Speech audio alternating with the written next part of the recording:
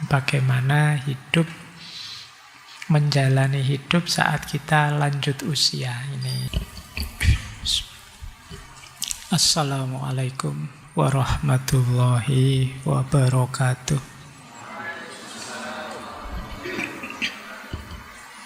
Bismillahirrahmanirrahim. Alhamdulillahirabbil alamin. Assalatu wassalamu ala asyrafil anbiya'i wal mursalin Sayyidina wa maulana Muhammadin wa ala alihi wa ashabihi wa man tabi'ahum bi ihsanin ila yaumiddin. Amma ba'd. Bismillah, teman-teman. Mari kita lanjutkan lagi ngaji kita ya. Untuk ngaji filsafat. Nah, kelihatannya minggu ini bolak-balik ketemu saya. Semoga tidak bosan. Kemarin juga ketemu meskipun via online ya. Baik, malam hari ini kita lanjutkan ngaji filsafat. Ya tentu saja seperti sering saya ingatkan, algoritmanya ngaji filsafat itu tolong teman-teman tidak berhenti di saya. Fokusnya tetap ke ilmunya. Dan kajian kita ini bukan torekot ya. Jadi teman-teman jangan nganggap saya kayak mursyid. Nanti di buku terjemah rasa 2 apa 1 saya lupa, itu saya jelaskan bahwa kita ini teman belajar saja. Jadi kalau teman belajar ya santai saja, jangan tegang. Kalau ada yang merasa saya tidak pas ya ingatkan, saya keliru ya ditegur. Jadi jangan anggap semua yang saya sampaikan benar. Ya mungkin sampai detik ini rasanya saya selamat-selamat saja karena kalian males baca. Coba kalian teliti beneran ya. Makanya saya lebih suka kajian-kajian seperti ini. Itu semoga lebih menginspirasi saja untuk kalian tergerak menggalinya lebih dalam. Isu apapun yang kalian suka. Tidak harus setia dengan tafsir saya, pemahaman saya. Seperti tema bulan ini, itu kan sebenarnya setiap tokoh saya ambil satu bukunya. Berarti kajian kita ini kayak kajian tafsir. Karena itu tafsir, maka itu versi saya. Bisa saja nanti kalian baca buku itu, pemahamanmu beda. Itulah kenapa saya wanti-wanti jangan berhenti di saya. Kalian harus jadi dirimu sendiri, makna yang menurutmu pas untuk hidupmu. Baik, itu ya. Ya meskipun kemarin sudah kalian ulang tahun nih saya, tapi tetap itu bukan deklarasi bahwa saya adalah mursyid kalian. Paling tidak kita teman belajar saja ya. Kita saling bertukar ilmu. Tidak ada orang yang ngerti segalanya. Meskipun mungkin sekarang saya dosen, kalian mahasiswa, pasti ada hal yang saya tidak tahu dan kalian tahu. Dan itu bisa dipastikan. Kenapa? Ya pengalaman hidup kita beda-beda. Sebagaimana hal yang saya tahu, kalian tidak tahu juga pasti ada. Oke, baik. Ini harus saya ulang-ulang ya ini. Sering saya sebut ya seperti ini algoritmanya ngaji filsafat kita. Oke, malam hari ini kita akan membahas buku dari seorang filosof, teolog, musisi. Kemudian beliau juga pernah jadi biarawan Katolik, penulis terkenal, psikolog, seorang terapis psikologi. Namanya Thomas More dari Amerika. Dosen juga beliau, kelahiran 1940. Selisih berapa? 35 tahun kalau dengan saya. Berarti kalau kemarin saya 50, berarti sekarang beliau 85 usianya. Oh, itu harus lebih diulang tahun itu. Lebih bersyukur. Nah, beliau ini terkenal memang dengan buku-bukunya yang berbau psikologi. Meskipun beliau ini sebenarnya S1-nya musik, S2-nya teologi, S3-nya, PhD-nya itu studi agama. Itu loncat-loncat ya. Tapi ya tidak apa-apa, buktinya terus jadi orang pinter. Buku-bukunya bestseller. Termasuk yang kita bahas malam hari ini. Bukunya judulnya Eggless Soul. Jadi jiwa yang tidak mengalami penuaan, jiwa yang tidak menua. Ini menyambung kemarin-kemarin ya, bulan ini memang tema kita tentang orang tua. Bagaimana hidup, menjalani hidup saat kita lanjut usia. Ini sangunya teman-teman besok ya. Meskipun kalau saya baca buku ini itu banyak juga wawasan-wawasan yang penting untuk kita. Karena seperti minggu-minggu kemarin, bahagia di usia tua itu karena kelakuan kita saat muda. Ya, kita mulai ya ngaji buku ini malam hari ini dari beliau. Bismillah. Kita awali. Yang pertama, ini sebelum ke bukunya, saya ingin masuk ke sini dulu ya, karena dalam tradisi filsafat itu ada argumen-argumen tentang jiwa. Ada yang menganggap jiwa itu tidak dapat tua, tapi nanti ada yang sebaliknya. Kalau alasan yang menganggap bahwa sisi batin ini tidak bisa menua, biasanya secara umum karena menganggap antara jasmani dan rohani, antara tubuh dan jiwa itu dua unsur yang berbeda. Kalau tubuh ini materi, kalau jiwa tidak, immateri sifatnya, tidak fisik. Sehingga yang disebut tua, yang ditakuti orang itu kan penuaan fisik. Kulitnya keriput, rambutnya putih, tubuhnya lemah. Ini kan fisik. Sementara jiwa itu bukan fisik. Maka kalau kalau tubuh bisa tua, jiwa tidak. Ini alasan ini biasanya lebih mudah kita terima. Kita sehari-hari, apalagi orang beragama, itu cara berpikirnya begini. Jadi ada tubuh, ada jiwa. Yang jiwa ini bukan fisik. Sementara tua itu fisik. Ya, rambut putih dan lain sebagainya tadi. Ini alasan pertama. Alasan kedua, kesadaran.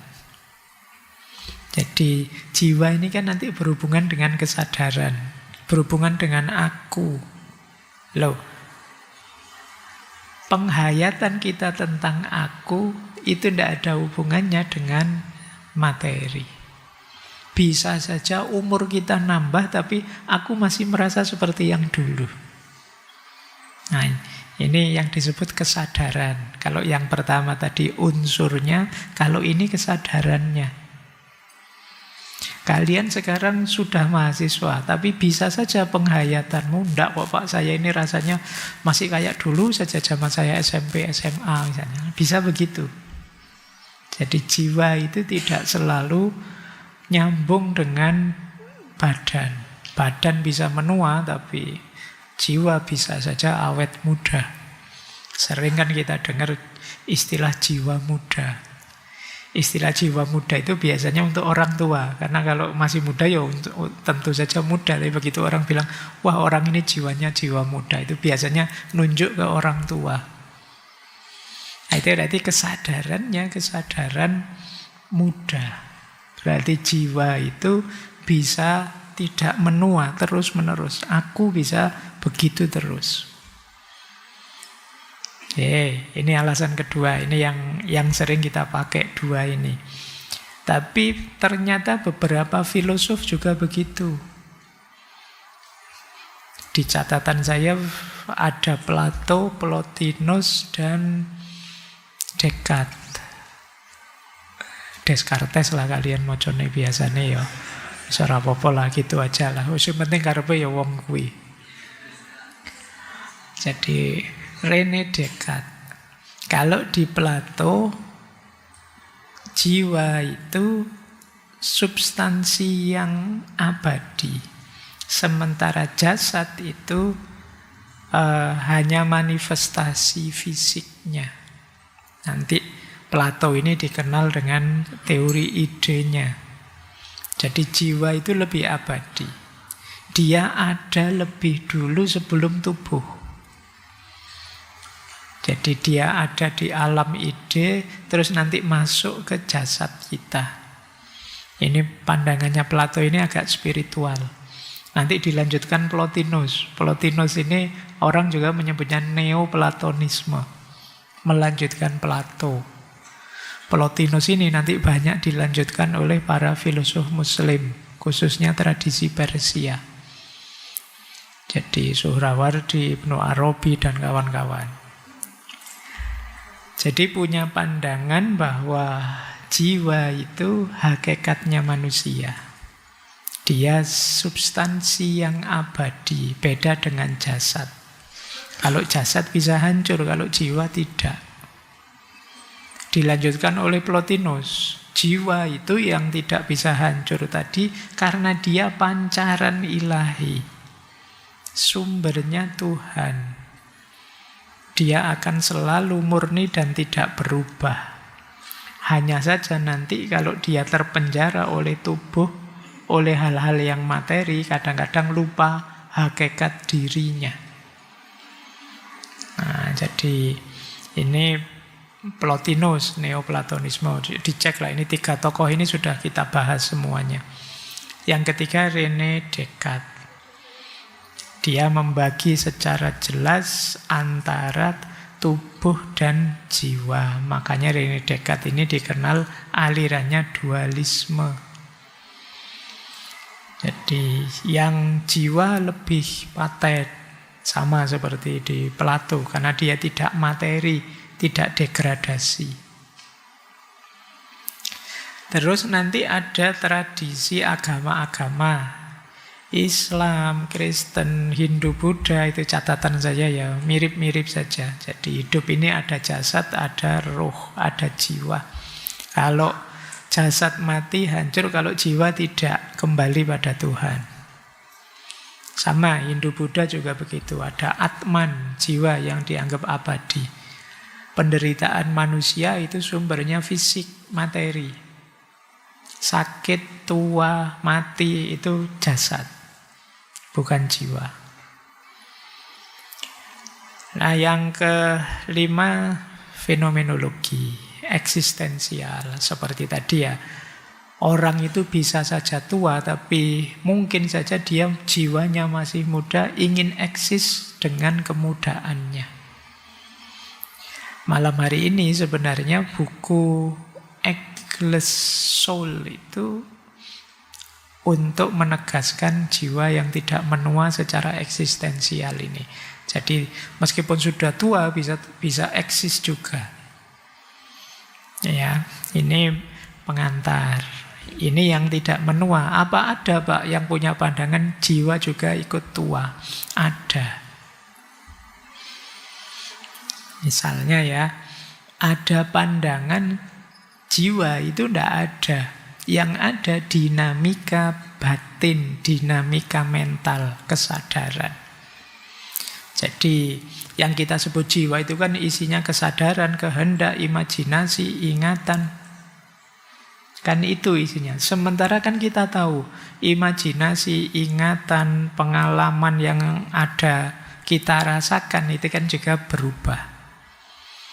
Jadi pengalaman, memori, mungkin kita mengalami trauma-trauma, kemudian ada kalanya orang itu tambah tua, tambah keras, jiwa terus kelelahan, dulu apa sekarang lupa, itu jadi jiwa ya bisa tua lah. Itu pandangan ini. Apalagi nanti neuroscience. Kalau di neuroscience, jiwa itu mungkin sering disamakan dengan kesadaran atau pikiran, tergantung otak. Kalau otak tambah lemah, tambah tua, ya fungsi kognitifnya lemah. Berarti jiwanya juga tambah lemah. Pikiran kita tambah lemah, ya jiwa kita tambah lemah. Kita ada penyakit Alzheimer, demensia, dan yang sejenis itu. Jadi, apa ada yang menganggap jiwa bisa menua? Ada. Itu ya, itu istimewanya ilmu. Mau apa saja ada, tergantung kalian setuju yang mana. Baik, ininya kok hilang. Sudah ya. Kita lanjutkan, ini pengantar saja, silakan didiskusikan sendiri ya. Nanti kalian setuju yang mana. Jiwamu bisa tua, apa enggak bisa tua. Yuk, kita masuk ke buku, kita mulai mengkaji buku Eggless Soul ini. Tentang jiwa yang tidak menua, berarti ini ikut madhab yang pertama. Saya kutip sebentar. Ketika aku menggunakan kata penuaan, yang aku maksud adalah menjadi lebih mempribadi dan menjadi lebih diri sendiri seiring waktu. Bahkan banyak orang menjadi lebih baik seiring waktu.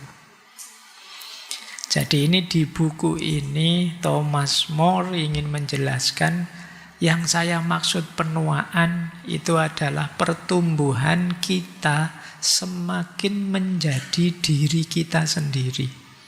Ini orang sering menyebutnya tambah matang. Tambah matang itu berarti kita tambah mampu menjadi diri kita sendiri.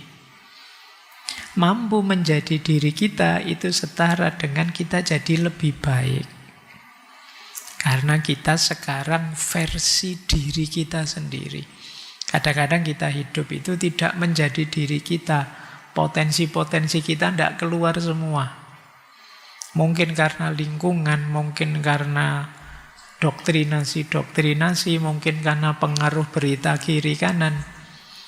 Kita tidak pernah membaca diri kita, akhirnya kita tidak kenal diri kita, terus cara hidup kita tidak cocok dengan diri kita. Pada akhirnya terus kita asing dengan diri kita. Asing itu, mungkin teman-teman pernah ya kadang, aku kok bisa begitu ya? Atau aku kok tidak nyaman ya melakukan itu? Rasanya ada yang salah deh dengan diriku. Ini sebenarnya problemnya adalah kita jarang membaca diri kita. Sehingga kita tidak kenal. Potensi-potensi kita juga tidak terungkap. Mungkin sampai sebesar kalian ini yang sudah mahasiswa, yang sudah semester akhir skripsi, itu juga masih kalau ditanya, aku itu sebenarnya mauku apa sih? Bakatku apa sih? Itu mungkin juga masih kabur. Kenapa? Kita tidak terlatih membaca diri kita. Kalau membaca keluar, kita canggih sudah. Apa sih yang tidak kita baca dan tidak kita komentari? Hari ini kan kita semua jadi komentator. Apa saja. Lewat medsos kita, lewat Instagram, Facebook, dan lain sebagainya. Apa saja kita baca, kita komentari. Hanya satu yang sering terlewatkan tidak kita baca. Diri kita sendiri. Pernah tidak kalian posting-posting sendiri, terus di komen-komen sendiri? Dianggap stres ya mungkin. Kamu habis posting apa, terus bulan depan kamu komentari, aku kok naif banget ya, aku kok lucu banget ya. Itu berani tidak kamu begitu ya? Mungkin tidak berani ya, ini sekarang peradabannya peradaban pencitraan. Kamu takut citramu sendiri jatuh gara-gara itu. Tapi wajar kok sebenarnya kalau kalian mau begitu. Karena ada kalanya level kematanganmu hari ini itu beda dengan level kematanganmu 10-20 tahun lagi atau bulan depan atau tahun depan. Sesuai pengalamanmu. Jadi mungkin saja postinganmu bulan lalu, kalau kamu baca sekarang kamu merasa, apa istilahmu hari ini, cringe, merasa kayak gitu loh aku. Mungkin kamu merasa gitu. Dan tidak apa-apa, itu wajar. Kalau tidak percaya kalian boleh baca oret-oretanmu, apa buku harianmu, postinganmu zaman kalian SMP apa SMA itu. Kalau kamu masih punya buku tulismu, apa buku agendamu zaman SMP dulu, coba kamu baca-baca. Itu kan kamu ketawa-ketawa. Merasa aneh saja. Padahal mungkin dulu kamu nulisnya ada yang sambil marah, ada yang sambil ngamuk, ada yang sambil nangis-nangis, ada yang sambil apa. Tapi sekarang ketawa. Kenapa? Kematanganmu tumbuh. Kamu tidak seperti dulu lagi. Ini loh yang kata Thomas More, ini yang saya maksud menua. Jadi menua itu kita bertumbuh, semakin sadar diri kita, semakin bisa menjadi diri kita. Inilah menua. Jadi kata beliau, tujuan hakiki hidup kita, kalau dengan definisi yang tadi, berarti tujuan hidup kita ini memang menua. Ya secara fisik otomatis kita tua, tapi secara kejiwaan tidak. Nah, definisi beliau seperti ini berarti tua itu kematangan jiwa. Ini penting. Kalau jiwanya belum matang, kedatangan apa saja, apakah ilmu, apakah pengalaman itu biasa atau luar biasa, begitu dia masuk dalam dirimu, mesin jiwamu yang belum matang, ya dia akan terolah secara tidak matang. Jadi caramu membaca kalau mesin jiwamu masih dangkal, ya dia akan terolah secara dangkal.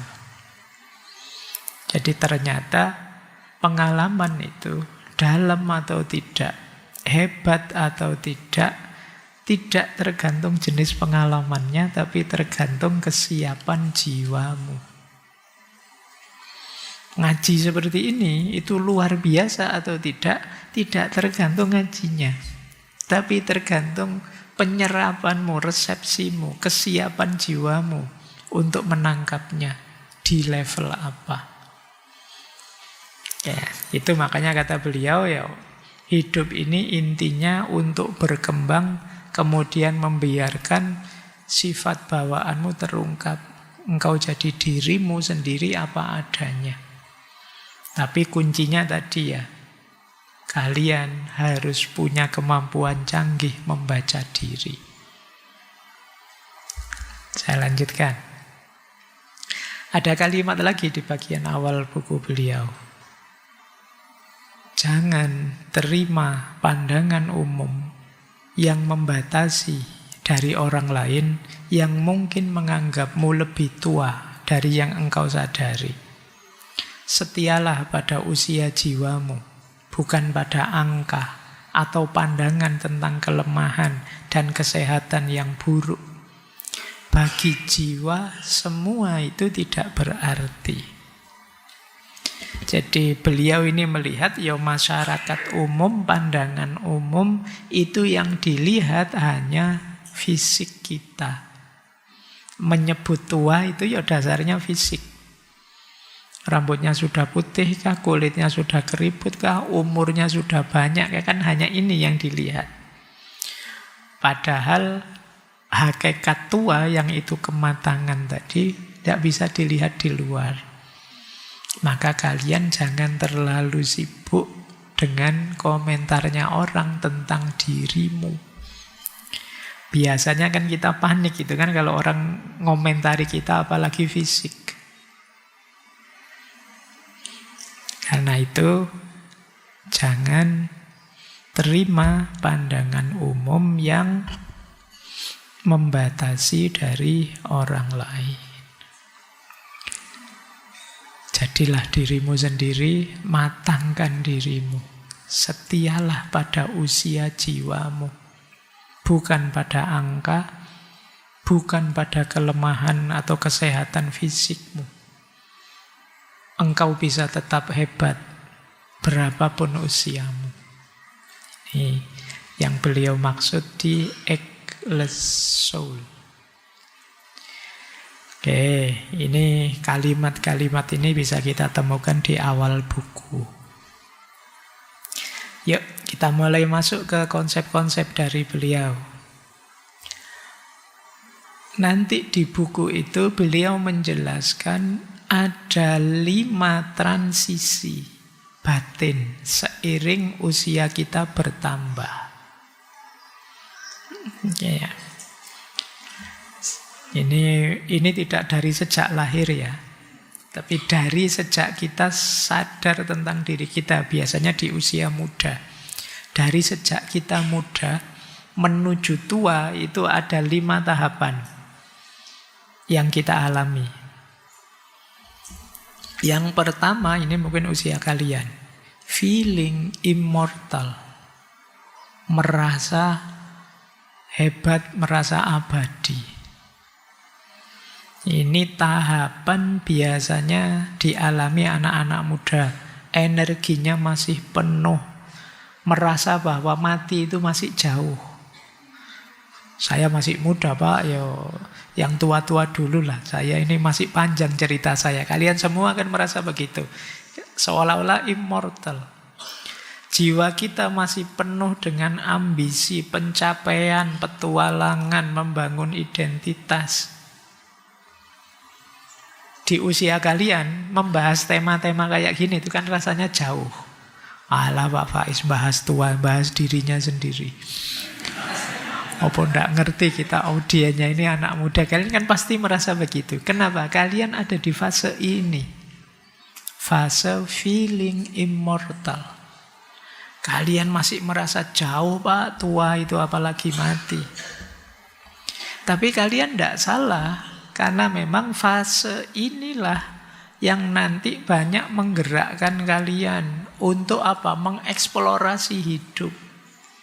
Mencoba ini, mencoba itu, ingin mengalami ini, ingin mengalami itu. Ya memang usiamu sudah. Feeling immortal ini. Nikmatilah hidupmu. Eksplorlah seluas mungkin. Pikniklah yang jauh. Jalan-jalan kemana-mana, tidak masalah. Usiamu memang. Alami macam-macam hal dalam hidup. Wajar. Jangan malu-malu. Jadi kan sering mungkin ada ya karena belajar filsafat, belajar tasawuf kan merasa wah ini tidak hakiki Pak. Wah, engkau wae nikmati dulu hidupmu. Karena kalau kamu belum bisa menikmati hidupmu, gimana kamu ridho dengan ketetapannya Allah atas hidupmu? Jadi healing lah, piknik lah, dolan lah yang jauh. Usiamu memang usia itu, explore lah, tidak masalah. Jadi jangan malu-malu, jangan menipu diri, juga jangan menyiksa dirimu. Memang fase ini fasemu. Meskipun kata Thomas More akan lebih wise, lebih bijak. Iya saya nikmati tapi saya tidak lupa bahwa hidup ada akhirnya. Jadi tetap harus siap-siap. Ini yang di fase pertama, jadi transisi pertama.